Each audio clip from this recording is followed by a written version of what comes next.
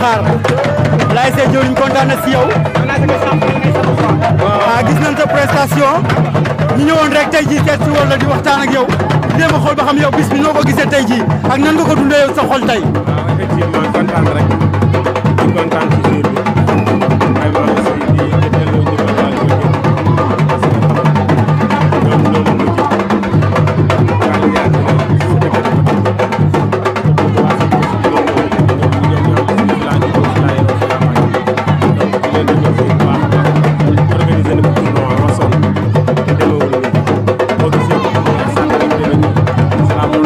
mbooloo mi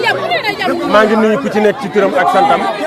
vraiment di leen jaajëfal bu baax a baax ci seen présence man d'habitude du ma wax sax ci public parce que vraiment tey moom je suis très ému quoi franchement de par le public tout le Santhiaba Sud est sorti vraiment pour m'honorer de mon jour bi am te si ni moom lan ma parrainé fii tey ci tournoi bi donc encore une fois de plus maa ngi remercier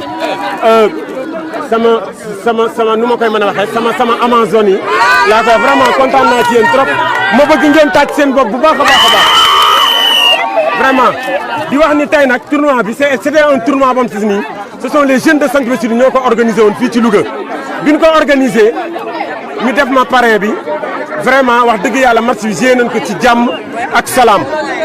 amul benn problème 8 équipes yi am te si ñoom ñoo nekkoon ci quartier bi yëpp ce sont les 8 équipes joué nañ ko ci jàmm ak salaam yàlla dogal na paa leen daa koy gagné donc vraiment ma leen di féliciter bu baax a baax di wax ni nag man dafa am fu ma bokk wax dëgg fa neex yàlla jeune la mais damay jàppale le ministre maire Moustapha Diop mu am fu ma teg looloo tax 2014 ba léegi bi ma koy jàppale ci koñ bi vraiment aw ma fekk kenn xaar ma yàlla moo tax tey bi ma wootee ñëpp danoo ñëw dëgg la wala du dëgg ma ni 2014 ba léegi dina Moustapha Diop di jàppale ba léegi wax dëgg yàlla aw ma fekk kenn xaar ma yàlla ku ma woo da nga ñëw dëgg la wala dëgg donc di leen jaajëfal bu baax a baax di remercier tous ceux qui étaient là Ismaïla Mbengue Fall Laye Sarr l'agent matchmaker celui aussi qui am si nii moom moo war a dem élection ligue ñu koy ñaanal di ko wax ni waa Santhiaba Sud bi yëpp ñu ngi ci gannaawam di ko jàppale waa Louga yëpp micro trottoir wane ni que ni Laye Sarr vraiment moom mooy le candidat du football moderne allez-y waaw loolu moom yàgg nañ koo def ñun la ministre Moustapha Diop bu ñu ko falee ba léegi nii ñu ngi jàppale waa Louga gis nañ ne aussi lamp yi ñëw na fii leer na nañ donc en plus li ma doon wax aussi mooy que ni camion bi mu indi fële Kër Pa Assane Fall camion bi mettre na ko à la disposition des jeunes de Santhiaba Sud mettre na ko à la disposition des riverains yem te ñoom ñoo nekk ci benn écologie bi saa yu génnee rek camion bi dana génne spécialement pour gérer loolu noonu donc dañ ko affecté pour waa Santhiaba Sud yëpp di remercier ñëpp bu ma limee damay juum de A à Z di leen wax ni sànq ci suba aussi amoon na benn récital de Coran bu amoon coupe bii may joxe nii ak trophée bii may joxe nii dama koy déjee ay nit ñoo am te si ni ñoo fi nekkoon fii ci Santhiaba Sud yàlla dogal ñu génn àdduna ku ci mel ne Mbaxar Gaynde Baara Baye Zal Vieux Aada Madié Diaw vraiment ñoom ñëpp Ousseynou Diallo Mba Modou Mbaye vraiment ñoom ñëpp ñoom Tappi ñoom ñëpp vraiment am na lu liggéey fii ci koñ bi donc di leen remercier bu baax a baax di remercier la presse di remercier tous ceux qui étaient là chez moi les Amazones di remercier aussi waa Santhiaba Sud yëpp la Cogère sans oublier Dame Faye et sa bande di remercier Mansour di remercier toute la presse ba mu commencé ba léegi gis naa seen yéene ñoom seen Ndiaye borom Louga le grand Jacob di remercier mon ami et frère Dots di remercier aussi Modou Mbaye les communicateurs traditionnels di remercier aussi Cheikh Ndiaye borom Louga vraiment di remercier une personne spéciale dans le tournoi ah. waaw Bagay maa ngi lay nuyu di nuyu waa sa auditeurs yi di rafetlu rek li nga xam ne moo fi am vraiment nii la sport lii la laaj nit ñi dañuy dajaloo di fo di ree di kaf bu amee ambiance nag day gën a neex donc tournoi bi nga xam ne xaar moo ko organisé au nom de l'ASC Jëwriñ nekk na loo xam ne lu rafet la pour tournoi de pré-démarrage ci saison yi parce que actuellement léegi nawetaan yi ñëw xale yi loolu rek lañu yàkkamti daaw amul woon donc moo tax ñu yàkkamti pomm yi dama naa ni dana nekk loo xam ne lu baax lay doon et vraiment ñu souhaiter leen plein succès à cette finale merci beaucoup. jërëjëf grand jërëjëf kontaan nañ trop gis nañ tamit yow sa prestation ak ñi nga xamante ne noonu nga taxawee ci kon bi kon grand ñi ngi lay remercier bu baax a baax jërëjëf. ñu gën koo xam ci Aïda ñu naan ko Aïda Louga kon Aïda dama gis nga teew ci bis bi nga xamante ne laay say jëriñ moo ko def tey jii ma lay laaj tey jii yow nan nga gisee bis bi ak nan nga gisee xale yi ni ñu ko organisé ak si monsieur le maire xaar mi nga xamante ni moo fi teew tey jii nan nga ci mën a wax tey. macha allah xanaa kontaan rek xaar man ak moom li ñu bokk dañ ko séddoo dañoo bokk dikka jaw jën penda bay ak jëla jaw penda bay ba pare bokk ci teen bu ñuy rootee bokk fu ñuy sottee donc lii bu da ko defee dama ciy kontaan ma juddoo sanc ba yaroo sanc ba bokk ASC jëwriñ kon bis bi liñ fi teewaloo dafa bari bi ma dikkee nag ma fekk fa ay nijaayam fekk Ismaïla fekk fi Lay Sarr loolu mooy wan ni fekk fi magu jëwriñ yëpp loolu mooy wan ni feccum lii bu neexee yaay jaatee gi mbagg ya fekk leen fi yéen nii la jeunesse mu nekk la responsable des jeunes de sanc ba ñu nekk ay responsable politique bokk parti bi mu nekk un jeune dynamique nekk ak le ministre maire Moustapha Diop di ko liggéey bu rafet ba mu wóolu ko jël ko teg ko ci wetam di déeyoo ak moom muy suñu rakk ñu fier ci moom bu wootee lu ñu jàpp dañ koy bàyyi ñëw dañ koy ñaanal lii mu def nii dañ koy ñaanal li mu bëgg moo xam yàlla na ko yàlla may ndax moom nii mu def nii dong la war a mel ni mu toll dong la defee bis nag tuuti borom lay nirool ni mu toll rek la woote ay nijaay ma ci ginnaaw. Arona bon courage. Ndiogu bon courage. Xaar Diop xaar. ci moom sama turandoon. Ahmed Bamba bon courage. alors maa ngi jàmm Moustapha Diop. Moustapha Diop ça c'est le maire. waay. waaw Mame Khar. jaar naa la. balaa ngaa sori dama bëgg tuuti rek nga ñëw fii nga taxaw fii tuuti ndax kii dafa bàyyi foo xamante ni fa la jugee muy koñu penc mu ñëw rien que ngir jàpp ci bis tey bii ñu mën koo rafetlu bu baax ndax am naa yaakaar ñun ñëpp ñoo bokk ndey ñoo bokk baay kon dama bëgg nga ñaanal ma ko lu bari nga am lu bari loo ma ci waxal tamit ci moom tonton nit ku baax la gis naa ko muy organiser tournoi yu bare tey bu penc amee match ak feneen mu commencé woon fii c'est tout à fait normal mu resté en tout cas bu mu ko commencé ba léegi ni amul benn problème amul benn coow loolu day wane professionnalisme ak expérience am bu mu am ak compétence bi mu am ci métier bi muy def donc di ko souhaiter une bonne chance rek pour les autres Koungheul merci beaucoup.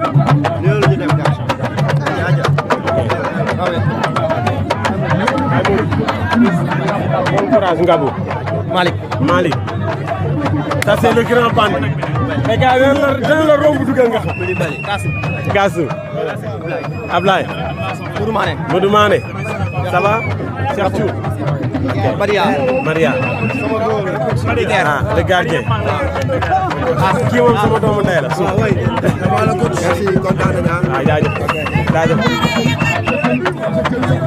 ok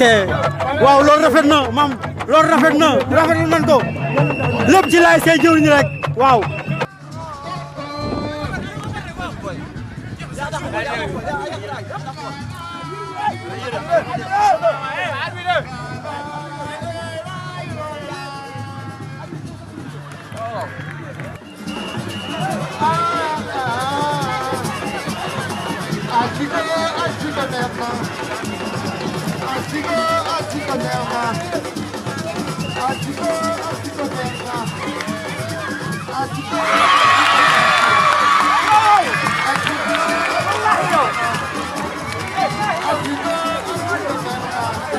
Thank you.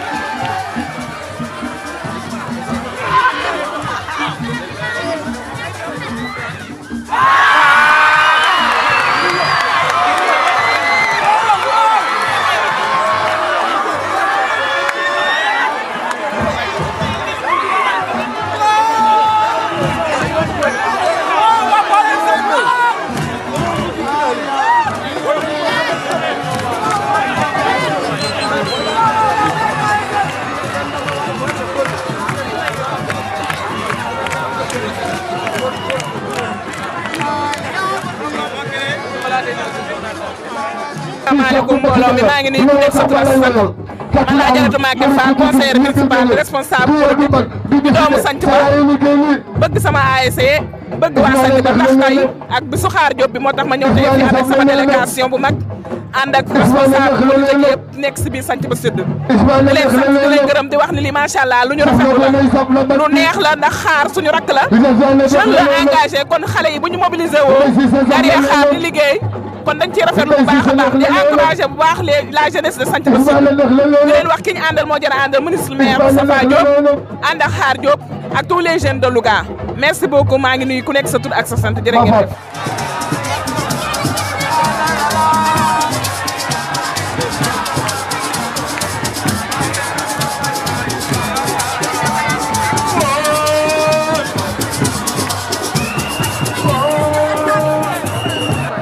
mu nekk une mobilisation exceptionnelle jeunesse su sanc bi yëpp génn gunge seen doom xaar ci lii nga xam ne si moom la nga ko tuddee mu nekk loo xam ne si vraiment bettuñu ci moom parce que engagement ak citoyenneté bu ñu ko waxee sama xel day dem ci moom boole ci également patriotisme moo tax tey bu ñu ko tuddee lii ma ne tey lu ma mën a jàpp danaa ko bàyyi ñëw gunge ko parce que yàlla dafa def man ak moom ñu ànd sumbandoo yu bëree yoo xam ne si gis naa ne jeunesse bi bëri jariñoo ji tey ji nag vraiment dafa nekk tey journée bu exceptionnelle boo xam ne lii jàpp naa ne bu fi amee it bëriwul lu fi amee donc mobilisation mel ni gars yi joué ko ci jàmm mu jeexee ci jàmm le meilleur a gagné ki ñu gagné également nekkul moo xam ne vraiment démérité wut vraiment may santaat xaar bu baax parce que lii ñun bett na ci moom daal c'est cette forte mobilisation.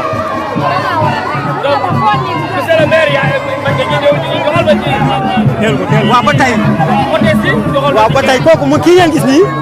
moom moo fi nekkal xale yi sant ba si yi jigéen ñi waaw maam say la tudd waaw. salaamaaleykum maa ngi nuyu ñëpp di ku ne sa tur ak sa sant maa ngi nuyu ñëpp ku ne sa tur ak sa sant di sant tamit xaar ku ne ni nga toll rek ngay wane xaar ni mu toll noonu la wane xaar dafa baax xaar dafa yëg nit xaar dafa wàccee boppam maaseeg ñun xaar jël alalam jox ñu jël xaar kaf ak ñun xaar reetaan ak ñun liñ koy ñaanal mooy li mu bëgg rek moo ko xam yàlla na ko yàlla defal mu safoo jigéen ñi faale woo jigéen ñi ñi ngi sant nag jigéen ñi parce que dañ cee jàpp ba mu baax ñu sonn ci torop ñoom Aïssa ñoom Say Thiam ñoom ñëpp ku nekk jàpp ci ba mu baax kon ñi ngi ñaanal xaar li mu bëgg ci bisam bi moo ko xam yàlla na ko yàlla defal kontaan nañ torop. waaw monsieur le maire.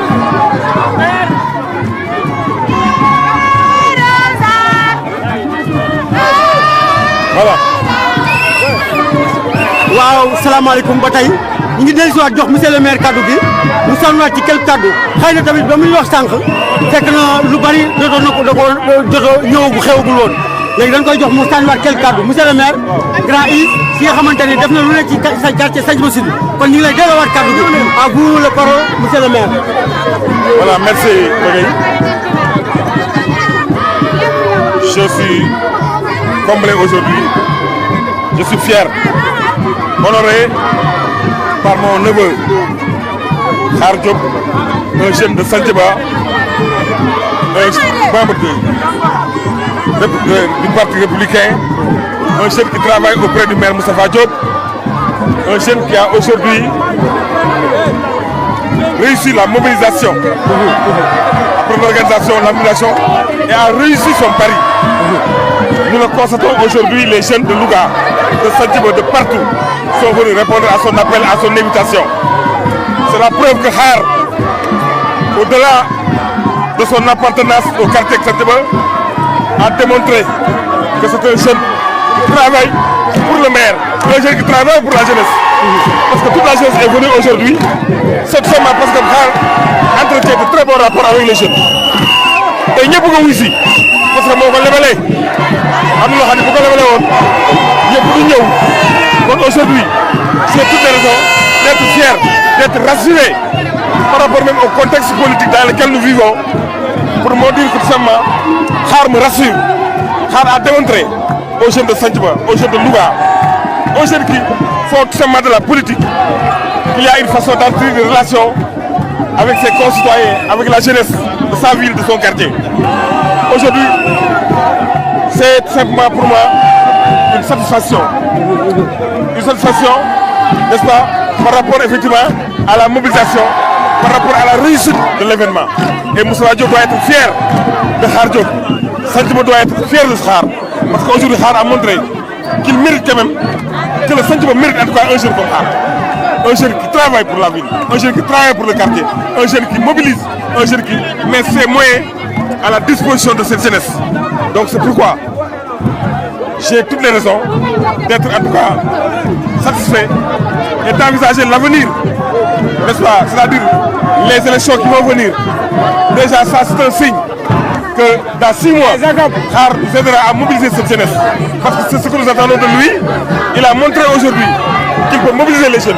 Il va effectivement continuer à faire ce travail au profit du ministère Moustapha Diop pour qu'aux élections locales de 2021, de 2022, qu'on puisse remporter cette élection au niveau de Santhiaba, au niveau de la ville, afin que le maire Moustapha Diop soit réélu, n'est-ce pas, comme la deuxième fois au niveau de la municipalité. Donc, vive Khar, vive Santhiaba, vive la jeunesse, merci beaucoup. Vive le maire Moustapha Diop. Merci beaucoup, monsieur le maire.